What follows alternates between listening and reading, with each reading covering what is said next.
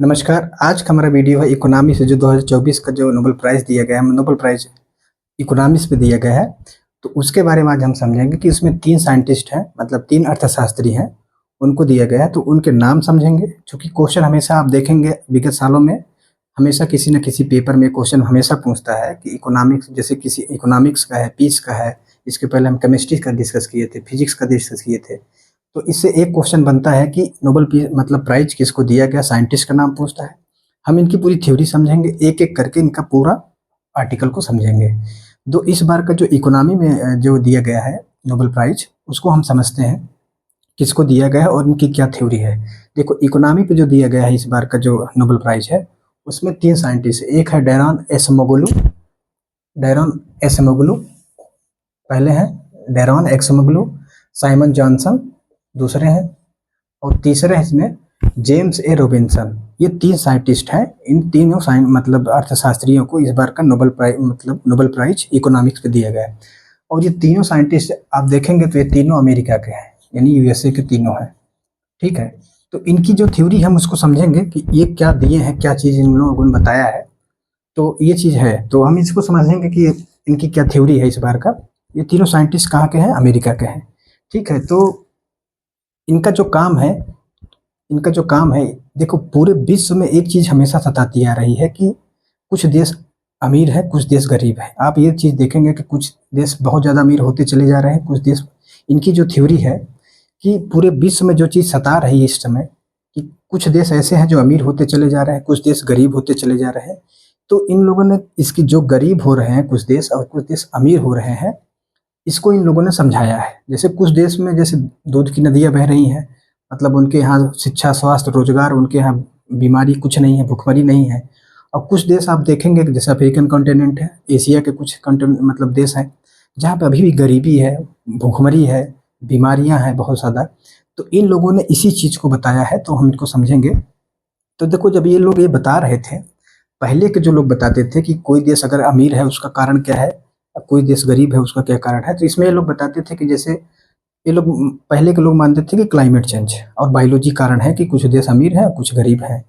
तो इन लोगों ने अब जो बताया है उस चीज़ को हम समझते हैं। देखो, एक चीज़ तो साफ है कि अगर इंडिया को हम देखा जाए तो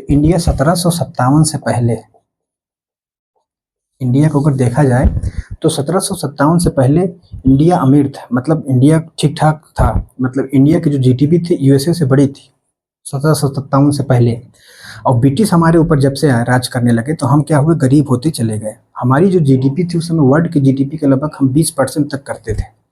तो जब ब्रिटिश हमारे ऊपर राज मतलब किए 1757 के बाद से, मतलब जब वो स्टार्ट किए अपना यहाँ हमारे यहाँ रहना या राज करना शुरू किए, तो हम धीरे धीरे क्या हुआ, गरीब होते चले गए। और क्या हुआ कि जब ब्रिटिश हमारे ऊपर राज किया तो इसे बहुत सारे, क्या है कि बहुत सारे देश, जैसे ब्रिटिश कई जगह राज किया, जैसे इंडिया पर राज किया, तो इससे क्या हुआ कि जो देश पास्ट में जैसे अमीर थे, जैसे कुछ देश पास्ट में अमीर थे, अभी इस समय वो गरीब हो गए हैं। जैसे हम लोग पहले अमीर थे, अभी हम लोग गरीब ही कहा जाएगा।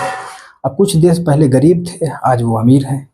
तो इसका कारण क्या है? ये इन दोनों के बीच का जो गैप है, अमीर और गरीब के बीच का जो गैप है, वो कैसे बढ़ता जा रहा है, इस चीज़ को हम समझते हैं। तो इसी कारण को इन तीनों ने जो बताया है कि कोई देश अमीर कैसे हुआ, कोई देश गरीब, तो इसका ये लोग असली वजह बताते हैं, पावर। यानी असली जो चीज़ है इसमें पावर। अब पावर किसकी? इंस्टीट्यूशन की पावर। इंस्टीट्यूशन मतलब है कि वो सिस्टम जो जनता के बिहेवियर को कंट्रोल करता है और इन्फ्लुएंस करता है। यानी सिस्टम क्या होता है, जैसे असली पावर किसके पास है, जैसे इंस्टीट्यूशन में है। यानी जो सिस्टम है जो जनता के बिहेवियर को कंट्रोल करता है और इन्फ्लुएंस करते हैं। जैसे भारत में जैसे पुलिस हो गया, भारत नहीं पूरे वर्ल्ड में, जैसे मान लो कि किसी देश की पुलिस हो गई, जुडिशरी हो गई, मैरिज हो गया, ये सब क्या होते हैं, जनता के बिहेवियर को चेंज करते हैं और इन्फ्लुएंस करता है। तो इसी से डिसाइड होता है कि कोई देश अमीर होगा या कोई देश गरीब होगा। इसमें क्या है कि जैसे ये लोग एग्जाम्पल देके समझाते हैं कि कोई देश अमीर कैसे होता है और कोई देश गरीब कैसे होता है, सिस्टम के माध्यम से। यानी सिस्टम कैसे उसके बिहेवियर को चेंज करता है, इन्फ्लुएंस करता है वहाँ के लोगों को, उसी से डिसाइड होता है कि कोई देश अमीर होगा या गरीब। तो इसमें क्या है कि हम समझते हैं कि इंस्टीट्यूशन क्या होता है। इंस्टीट्यूशन जैसे इन लोगों ने जो बताया, जैसे वहाँ उस जो देश अमीर है वहाँ का इंस्टीट्यूशन क्या है, मजबूत है और इंस्टीट्यूशन उनका काम कर रहा है। जैसे हम इंस्टीट्यूशन की बात करें, जैसे इंस्टीट्यूशन दो प्रकार का होता है। ये लोग बता रहे हैं, एग्जाम्पल देखो समझा रहे हैं कि इंस्टीट्यूशन दो प्रकार का होता है, एक होता है इंक्लूसिव और एक होता है एक्सट्रैक्टिव। एक होता है इंक्लूसिव इंस्टीट्यूशन, एक होता है एक्सट्रैक्टिव इंस्टीट्यूशन। देखो इंक्लूसिव में क्या होता है कि जिन देशों में इंक्लूसिव इंस्टीट्यूशन है वहाँ पे जहाँ पे देखेंगे वहाँ डेमोक्रेसी है, रूल ऑफ लॉ है, प्रॉपर्टी राइट है, इनोवेशन है, और क्या है कि मेहनत जब लोग करेंगे। अब देखो जिन देशों में डेमोक्रेसी है इसका मतलब है कि वहाँ पे आप समझिए कि वहाँ पे जो है प्रॉपर्टी राइट आपको मिला हुआ है, यानी सरकार वहाँ से प्रॉपर्टी राइट आपका छीन नहीं सकती है। जनता को मेहनत करने के लिए प्रेरित होती है, वहाँ फ्रीडम होती है, और क्या है कि वहाँ मेहनत करेंगे तो उनको अधिकार मिलेगा, कोई छीनेगा नहीं। अगर जिन देशों में इंक्लूसिव इंस्टीट्यूशन है वहाँ पे क्या होता है कि वहाँ पे मेहनत अगर जनता करेगी तो उसके प्रॉपर्टी राइट को कोई छीनेगा, कोई नहीं छीनेगा। और इन देशों में क्या होता है कि लॉन्ग टर्म ग्रोथ रेट आता है, और ये देश क्या होते हैं, अमीर होते हैं। जो इंक्लूसिव इंस्टीट्यूशन है वहाँ क्या है, डेमोक्रेसी है, रूल ऑफ लॉ है। रूल ऑफ लॉ मतलब यह है कि वहाँ कानून से शासन चलता हो, और क्या है कि प्रॉपर्टी राइट हो। प्रॉपर्टी यानी जो वहाँ के लोग हैं उनको प्रॉपर्टी राइट मिला हुआ है। ऐसा नहीं है कि कोई आया और तुरंत छीन लिया आपकी प्रॉपर्टी, ऐसा नहीं है। अगर सरकार आपकी प्रॉपर्टी लेगी तो प्रॉपर उसका कानून बनाएगी, कानून के हिसाब से आपसे वो प्रॉपर्टी लेगी। तो इन देशों में क्या है, प्रॉपर्टी राइट है। और क्या होता है, जब इन देशों में जब प्रॉपर्टी राइट, किसी चीज़ का डर नहीं है, जनता भयभीत नहीं है, वहाँ क्या होगा, इनोवेशन आएगा। इनोवेशन मतलब जनता अपने तरीके से सोचेगी। वहाँ क्या होगा कि एक कंपटीशन होगा कि हर, जब क्या होता है, देश किससे निर्माण होता है, देश निर्माण होता है व्यक्तियों से। व्यक्ति ही जब मिलकर जब जब क्या करते हैं, एक देश का निर्माण करते हैं। जब उस देश में अगर फ्रीडम होगी, प्रॉपर्टी राइट होगा, रूल ऑफ लॉ होगा, डेमोक्रेसी होगी, जनता को फ्रीडम मिलेगा, तो ये लोग बता रहे हैं, ये साइंटिस्ट बता रहे हैं कि उन देशों में क्या देखा गया है कि लॉन्ग टर्म में क्या हो रहा है कि वो ग्रोथ रेट उनकी बढ़ी है। लॉन्ग टर्म ग्रोथ रेट जिन देशों में बढ़ी है, और आज के टाइम पे वो देश क्या है, अमीर है। जैसे इसका एग्जांपल अमेरिका को देते हैं, अभी हम आगे इसको समझाएंगे। तो ये होगा इंक्लूसिव इंस्टीट्यूशन। एक होते हैं एक्सट्रैक्टिव इंक्लूजन। एक्सट्रैक्टिव इंक्लूजन मतलब ये होता है, इंक्लूसिव इंस्टीट्यूशन मतलब ये होता है कि इसी का जस्ट उल्टा। अब जिन देशों में ऑटोक्रेसी है, डिक्टेटरशिप है, आप ये बताइए कि वहाँ की जनता में क्या क्या चीज़ होगा, डर होगा। जनता मेहनत करना नहीं चाहेगी। अगर मान लो मेहनत की, अगर कोई प्रॉपर्टी राइट या प्रॉपर्टी बनाया तो हो सकता है कि वहाँ का तानाशाह एक दिन में ही आपको अरेस्ट करे और सारी प्रॉपर्टी छीन ले। तो क्या होता है, वहाँ जनता डर के रहती है। तो जब जनता डर के रहती है जिन देशों में, वहाँ पे क्या होता है, इनोवेशन नहीं आता। इनोवेशन मतलब क्या होता है कि जनता अपने तरीके से नहीं सोचती, ये सोचती है कि बस जितना है उतना खुश रहो, आगे सोचेंगे तो वहाँ का तानाशाह उनसे छीन सकता है। तो क्या होता है, वहाँ प्रॉपर्टी राइट नहीं मिला होता है, और जो भी प्रॉपर्टी राइट मतलब जो भी प्रॉपर्टी है वो उसी डिक्टेटरशिप यानी तानाशाह के पास होती है। और क्या होता है, जनता जब डर के रहती, जिन देशों में डर के रहती है, मेहनत नहीं करते, क्या होता है, वहाँ के लोग मेहनत नहीं करते। मेहनत मतलब यह है कि वहाँ के लोग ज़्यादा कमाई पे फोकस नहीं करते हैं। कमाई पे फोकस मतलब ये है कि अगर मान लो बहुत ज़्यादा पैसा हो गया, अब वहाँ का डिक्टेटर क्या हो, पैसा आपका छीन सकता है। तो क्या होता है कि वहाँ पे मेहनत जनता नहीं करती है। और क्या होता है, ये शॉर्ट टर्म ग्रोथ रेट होता है। क्या होता है, शॉर्ट टर्म ग्रोथ रेट वहाँ होती है। जहाँ पे एक्सट्रैक्टिव इंस्टीट्यूशन होते हैं वहाँ पे क्या होता है, शॉर्ट टर्म ग्रोथ रेट होती है। और उन देश क्या होते हैं, ये देश गरीब होते चले गए। यानी आज के टाइम पे देखेंगे ये देश क्या हो रहे हैं, गरीब होते चले जा रहे हैं। जैसे नॉर्थ कोरिया है, नॉर्थ कोरिया में आप देखेंगे वहाँ डिक्टेटरशिप है, किम जोंग उन है। अब किम जोंग उन की स्थिति ये है कि वहाँ पे हर चीज़ को अपने पास रखे हैं। अगर जनता कोई चीज़ आवाज़ उठाती है तो सीधा उसको फांसी दे देते हैं या तो मरवा देते हैं। आप देखेंगे नॉर्थ कोरिया की स्थिति ये है कि कोई चीज़ को मानता नहीं। जैसे कोई रिपोर्ट आ रही है उसको नहीं मानता। वहाँ के जो लोग हैं डर के में हमेशा रहते हैं, कब किसको मार दिया जा रहा है, किसको नहीं मार दिया, वो सब डिक्टेटरशिप यानी उसको डिसाइड करता है। तो ये लोग बता रहे हैं, ये इन लोगों ने, जो तीनों साइंटिस्ट हैं, इन्होंने बताया कि इंस्टीट्यूशन दो प्रकार के होते हैं। एक होता है इंक्लूसिव, जहाँ पे जनता को राइट मिला है, प्रॉपर्टी राइट है, इनोवेशन है। वहाँ पे लॉन्ग टर्म में क्या होता है कि ग्रोथ रेट होती है, और वो देश आज देखेंगे वो अमीर हैं और अमीर की तरफ बढ़ते जा रहे हैं। यानी वो उनकी अमीरी क्या है, बढ़ती जा रही है। इसमें जैसे अमेरिका है।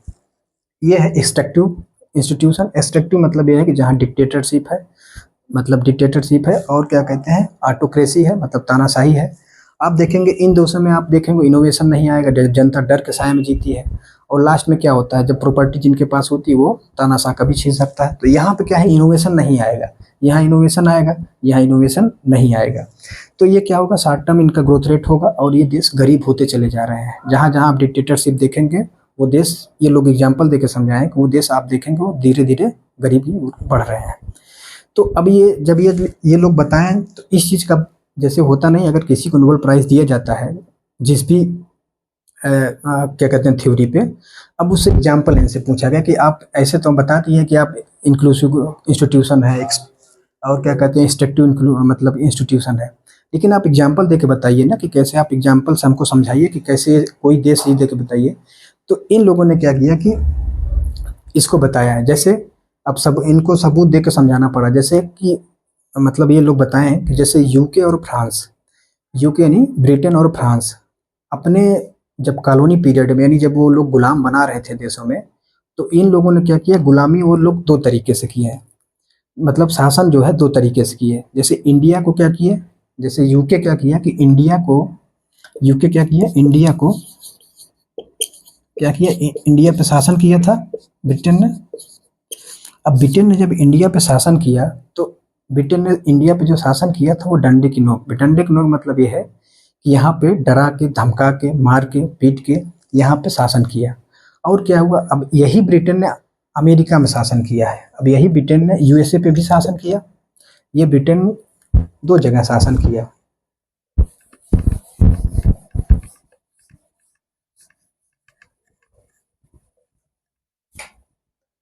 जैसे ब्रिटेन ने क्या है कि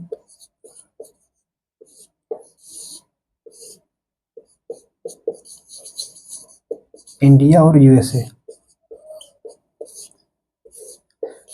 अब इंडिया पे जब इसने शासन किया तो यहाँ पे डांडे, अब यहाँ पे क्या है, बंदूक की नोक पे शासन किया हमारे इंडिया में। और यहाँ क्या किया, यहाँ पे एक्सट्रैक्टिव जो हम बताए थे ना, एक्सट्रैक्टिव मतलब इंस्टीट्यूशन, यहाँ पे एक्सट्रैक्टिव इंस्टीट्यूशन के तरीके से यहाँ पे शासन किया इंडिया में। तो आप देखेंगे ये लोग रीजन के हिसाब से शासन किए। जैसे अमेरिका में जब ये शासन किए तो वहाँ इंक्लूसिव इंस्टीट्यूशन को बढ़ावा दिया। इंडिया में जब किए तो यहाँ पे लूट घसोट मार के सबकी संसाधनों को छीना, मतलब जितना हो सके उतना लूट के यहाँ से निकलो। अब क्या हुआ कि जो यूके है, अब वहाँ पे क्या है कि अमेरिका में जब शासन इसने किया तो यहाँ पे क्या किया, इंक्लूसिव, यानी यहाँ पे इंक्लूसिव इंस्टीट्यूशन का यूज किया। इंक्लूसिव मतलब यह है कि वहाँ पे आप देखेंगे अमेरिका में जब ब्रिटेन राज कर रहा था तो वहाँ पे क्या देखें कि वहाँ पे लोकल लोगों को चुनाव में भाग लिए, लोकल लोग चुनाव में आए तो वहाँ पे जो प्रॉपर्टी राइट थे वहाँ मिला हुआ था, चुनाव में लोगों की भागीदारी हुई। जब भागीदारी हुई तो वहाँ के लोग इनोवेशन, मतलब इनोवेशन आया वहाँ पे। और अमेरिका देखें तब से लेकर आज से 250-300 साल की आज़ादी है उसकी, आप देखेंगे हर चीज़ में वो आगे बढ़ता चला गया। और आप देखेंगे तो सुपर पावर कब से है, बहुत दिनों से सुपर पावर बन गया है। कारण क्या है, वहाँ इंक्लूसिव इंस्टीट्यूशन मतलब है कि वहाँ पर जनता का शासन हुआ, प्रॉपर्टी राइट मिले, लोगों को कोई डराया धमकाया नहीं, मारा पीटा नहीं गया। तो वहाँ पे ये चीज़ को देखा गया अमेरिका में। अब इंडिया में क्या किया है, इंडिया में इन्होंने क्या किया कि इंडिया में जो डंडे की नोक से जब शासन किए तो यहाँ पे जो भी नहीं लोगों को लोकल राइट मिला हुआ था, जो भी प्रॉपर्टी राइट थे कभी भी ब्रिटेन वाले यानी अंग्रेज छीन लेते थे।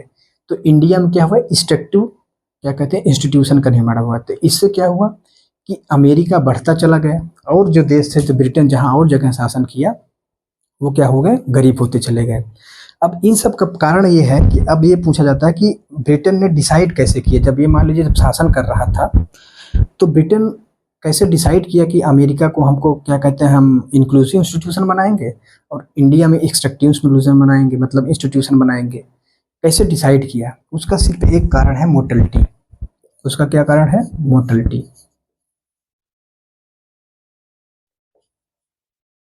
मोर्टेलिटी मतलब ये होता है मृत्यु दर।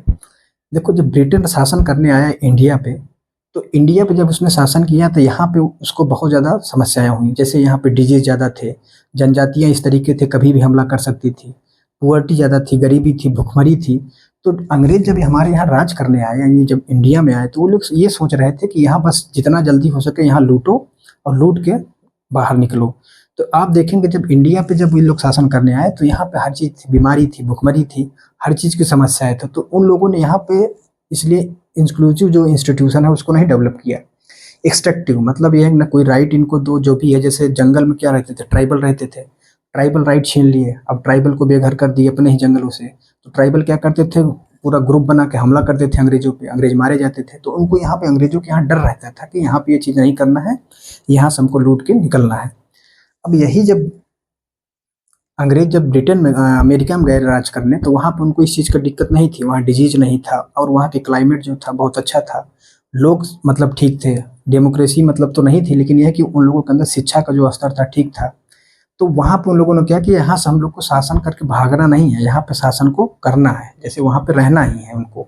तो वहाँ पे क्या किया उन लोगों ने, तो वहाँ के लोकल लोगों को चुनाव में भागीदारी दी, वहाँ पे जो प्रॉपर्टी राइट दिया, इनोवेशन वहाँ पे आई और हर चीज़ को उन लोगों ने बढ़ावा दिया, जिससे ब्रिटेन में क्या हुआ कि ये लोग इंक्लूसिव इंस्टीट्यूशन का निर्माण कर पाए। इंडिया में क्या था, डिजीज ज़्यादा थी, बीमारी ज़्यादा थी, ट्राइबल से डर ज़्यादा था, इसलिए यहाँ पे इन लोगों ने क्या किया कि एक्सट्रैक्टिव इंक्लूजन इंस्टीट्यूशन का निर्माण किया। तो ये कारण है। अब इन लोगों की जो थ्योरी थी, ये जो थ्योरी दे रहे थे लोग, इन लोग की थ्योरी यही दो प्रकार थे, इंक्लूसिव इंस्टीट्यूशन और एक्सट्रैक्टिव इंक्लूजन। इस थ्योरी पे जब इन लोगों ने एग्जाम्पल समझाया कि इंडिया और क्या कहते हैं अमेरिका का, तो उसके बाद क्या हुआ कि इसमें एक चीज़ का अपवाद था। अपवाद ये था कि अगर आप ये समझिए कि चाइना को लीजिए, चाइना क्या है, सीपीआई यानी कम्युनिस्ट पार्टी ऑफ इंडिया का, कम्युनिस्ट पार्टी ऑफ चाइना का वहाँ पे शासन है। तो अब वहाँ पे देखेंगे तो वहाँ तो इस हिसाब से इनके जो थ्योरी है उस हिसाब से तो नहीं होना चाहिए, क्योंकि वहाँ तानाशाही कहते हैं ना, चाइना में तानाशाही है, वहाँ के इंस्टीट्यूशन कमज़ोर है, चुनाव नहीं होते हैं, कोई संस्थाएं नहीं है, प्रॉपर्टी राइट नहीं है। लेकिन फिर भी चाइना इतना ज़्यादा ग्रोथ कैसे किया, इतने लोगों 80 करोड़ लोगों को उसने गरीबी रेखा से बाहर निकाला कैसे? इस थ्योरी के हिसाब से वो तो ऐसा नहीं होना चाहिए, उसको गरीब होना चाहिए था। तो चाइना एक अपवाद है इन लोग की थ्योरी के हिसाब से। और इंडिया में क्या है कि अब इंडिया भी इसका अपवाद है, क्यों?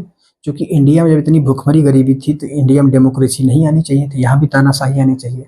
तो इन लोग की थ्योरी जो है इस पे आके थोड़ा सा अटकती है कि चाइना जो है, इन लोग अपवाद में देते हैं कि चाइना की जो पॉलिसी है, आप चाइना को देखेंगे कि वहाँ पे तानाशाही है, लेकिन फिर भी वो देखिए आज कितने लोगों को बाहर कर रहा है गरीबी से और हर चीज़ में आगे है। तो इन लोग की थ्योरी इसी पे आके रुकती है। तो ये इनका था कि क्या कहते हैं कि इन लोगों को जो तीनों साइंटिस्ट थे, इनका यही थ्योरी थी कि कैसे कोई देश अमीर हो गया, कोई कैसे देश गरीब हो गया। तो इन लोग संस्था के माध्यम से समझाते हैं कि ये जो संस्थाएं होती हैं, जो हमको कहते हैं ना इंस्टीट्यूशन, तो इसके माध्यम से बता रहे हैं कि जहाँ संस्थाएं हैं वो देश अमीर होते चले जा रहे हैं, जो लोग जहाँ संस्थाएं नहीं हैं वो गरीब होते जा रहे हैं। बेसिक यही बात है। और इस आर्टिकल में मतलब इतना ही समझाए हैं लोग और यही इतना है। तो धन्यवाद, आज हमारा इतना ही है। तो इकोनॉमिक्स का जो ये नोबेल प्राइज़ था, ये 3 साइंटिस्टों को मिला था, यही सब्जेक्ट था इनका। तो आज यहीं तक, धन्यवाद।